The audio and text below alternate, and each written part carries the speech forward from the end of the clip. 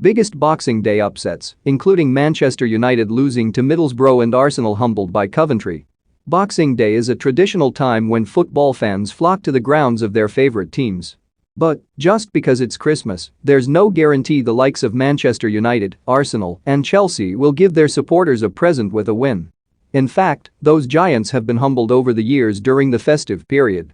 Here's the biggest Boxing Day upsets during the Premier League era. The Gunners were woeful against Gordon Strachan's side in the 1999-2000 season.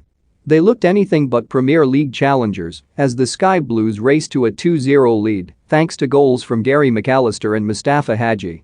Freddie Ljungberg got Arsenal back in it after the break, but Robbie Keane extended Coventry's lead. A late goal by Daver Suker threatened to spoil the party, but Strachan's side held on for the famous win. While Arsene Wenger's side stuttered in their quest for Premier League glory. When the apprentice, Steve McLaren, got the better of his mentor, Sir Alex Ferguson. With United going for the title, they were desperate to keep up the momentum at the top. But Boro were rampant at the Riverside Stadium, with Alain Boxic and Sillard Namath giving them a 2-0 lead. Ryan Giggs got United back in it, but Joseph Desire Job put the gloss on a 3-1 win. Defeat left the Red Devils trailing Arsenal by 7 points into the new year, but they would claw that back to be crowned champions. Back in 2003, led by Alan Shearer, Newcastle United were in a race for a Champions League place. But, if they wanted to be considered worthy of a spot, nothing less than a win at relegation-threatened Bolton would do. In an astonishing game, it appeared both sets of defenders had eaten too much turkey, with 3 goals scored in the first 10 minutes. Michael Ricketts scored twice to give his side a 4-1 lead before Shola Amiobi and Alan Shearer sent the game into a gripping finale. Claudio Ranieri's Blues traveled to the Valley with high hopes. It was the first season under the ownership of Roman Abramovich, huge investment was made, and they were desperate to break the stranglehold of Arsenal and Manchester United at the top.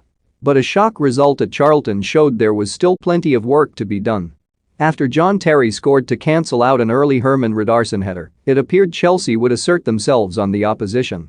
However, the Addicts had other ideas racing into a 4-1 lead with goals from Matt Holland, Jonathan Johansson and Jason Ewell. Eidur Gudjonsson's consolation came too late to spare Chelsea's blushes. At this point, Chelsea were expected title challengers once Avram Grant had steadied the ship following the departure of Jose Mourinho. They welcomed a top-6 Aston Villa side to Stamford Bridge, but who they were really expected to beat. The game was somewhat of a Christmas cracker, with Villa racing into a 2-0 lead before being pegged back to 2-2. Brazilian Alex put Chelsea ahead, only for Martin Laursen to respond instantly. When Michael Ballack scored 2 minutes from time, it appeared the Blues had snatched victory. Alas, Gareth Barry would score a late penalty and break the hearts of Chelsea fans. As defending champions, Manchester City were once again up there vying for top spot with rivals Manchester United. They would eventually hand the title to their neighbours, with a defeat to bogey team Sunderland at the Stadium of Light being one of 6 games they would lose along the way. Former Manchester City winger Adam Johnson got one over his old side by scoring with a long-range effort past Joe Hart. City were woeful in front of goal and couldn't muster a reply. It's Pep Guardiola's only defeat as Manchester City boss on Boxing Day. The then defending champions had lost days earlier 3-2 to Crystal Palace, so chinks in the armour were beginning to show. A win was needed to keep up with Liverpool at the summit, and Bernardo Silva got them off to a flyer.